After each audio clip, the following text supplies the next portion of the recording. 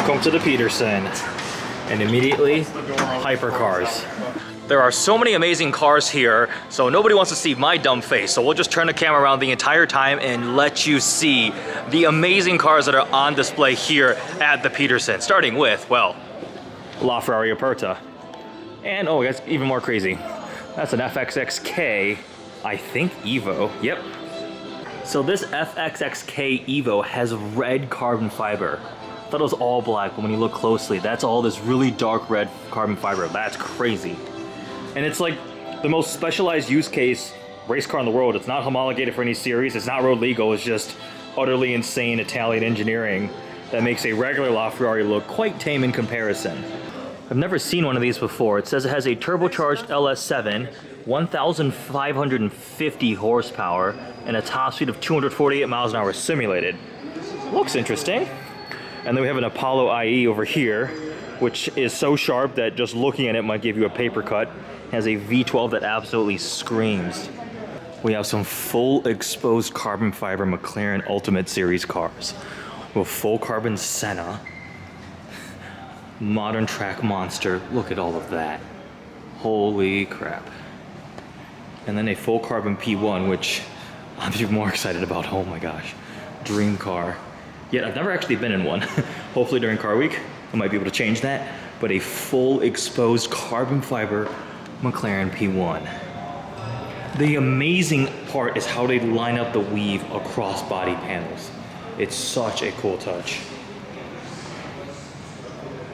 Even like the window trim surround is full carbon fiber. Anything external on this car is fully exposed carbon fiber.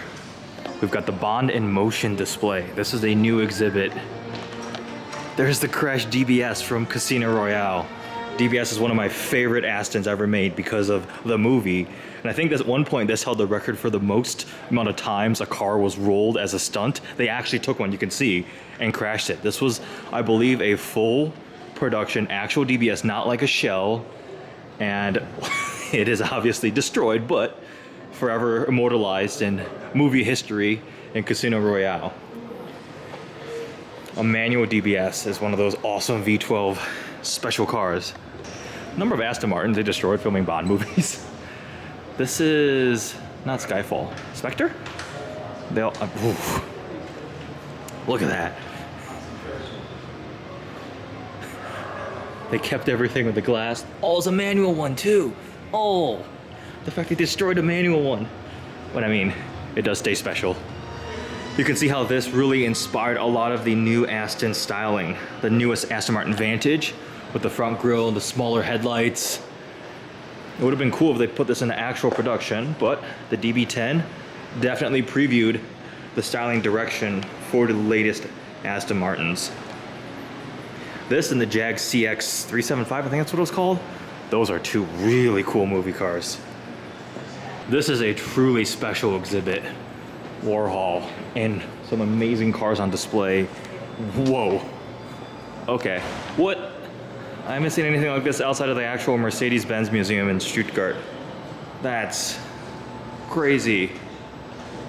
And the artwork behind it, that is quite a nice pairing. 300 SL, also iconic. And then just look at the artwork on the walls. Just so cool. 1937 Mercedes Formula One or Grand Prix car.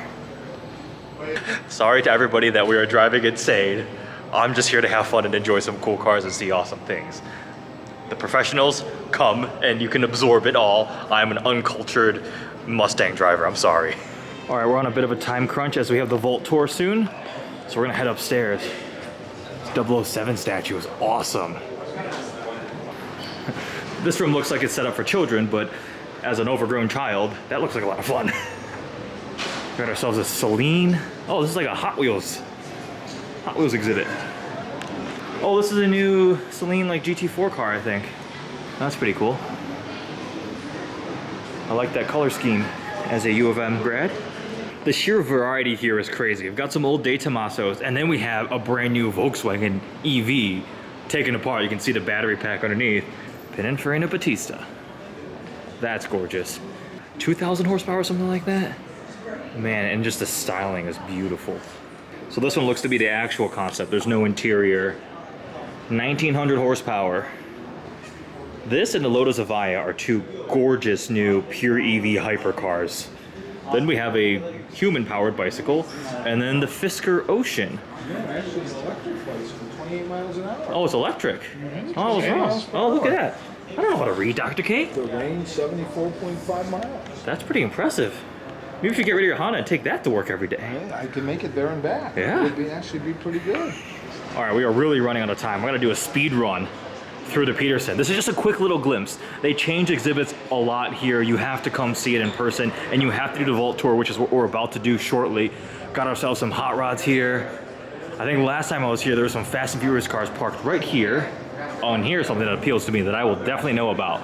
Hypercars. Hypercars, hypercars, hypercars. Oh boy. So to my knowledge, this is potentially, you could call it Vaporware. I don't know if this actually works. The Devil 16 prototype. So at least they say it's prototype. It certainly looks extreme, but they were quoting something like 5,000 horsepower out of this thing, which is obviously sheer absurdity. And when you look at it, looks like it's out of a science fiction movie from the future. Very few companies in the world can do carbon fiber like Koenigsegg. And this one has diamond in the clear coat.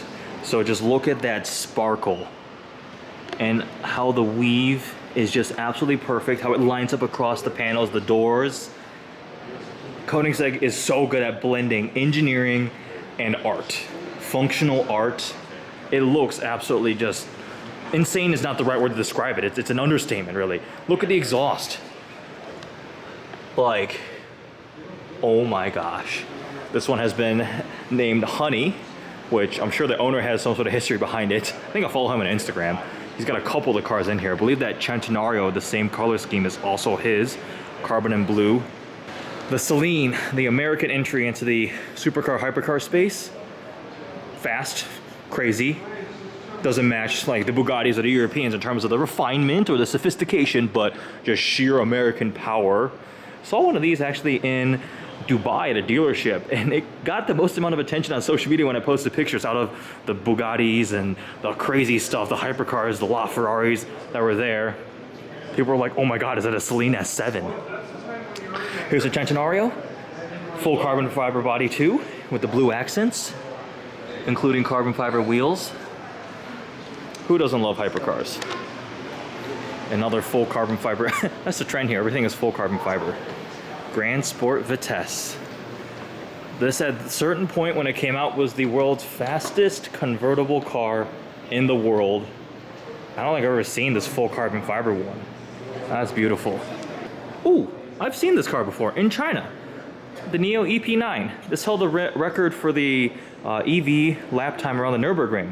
I had a flight from Beijing back to Detroit that got delayed like 12 hours. We arrived in Beijing and the plane hadn't left Detroit. So we were wandering around the mall and we found the Neo house, which is like their kind of dealership, kind of showcase house. And they had an EP9 on display there. I remember seeing it first like just online, and also Top Gear had an EP9. I believe Richard Hammond drove it, and it was the fastest electric car around the Nürburgring. Pretty crazy. They make production cars now, SUVs and crossovers and cars and things like that. But this is kind of the halo product from Neo, a Chinese electric car company. Some of these new electric hypercars, like right here. This is the future we're looking at. This is the Concept 1. They now have the Concept 2 and the Navera, I think? I might have the name wrong. It's just really cool seeing cars that you've seen on social media, on TV, in person. We just finished the tour of the vault. What do you think, Dr. K? Yeah, it was very impressive. A lot of great cars, a lot of history there, and the whole gambit. Ran from old cars to modern day cars to museum cars to historical cars. So it was extremely interesting. We're going to check out the top floor. Yeah, no, and the Mercedes 300 SL is very rare. Yeah, very rare. We've seen 20 of them. You should see one in your garage soon. Oh yes, sure, one day. We have ourselves a Ford Model T. I've seen a lot of these back in Michigan at the Henry Ford, which is also an awesome automotive museum. So if you're in Michigan, definitely go check that out. The first time I drove a DeLorean, I hadn't seen Back to the Future, and the YouTube comment section lost its mind. I have now seen Back to the Future, so I know what that means. And I've also driven a DeLorean, so this is pretty cool.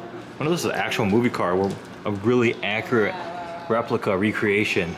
All the crazy lights. Oh, I feel like they probably would. That's pretty cool.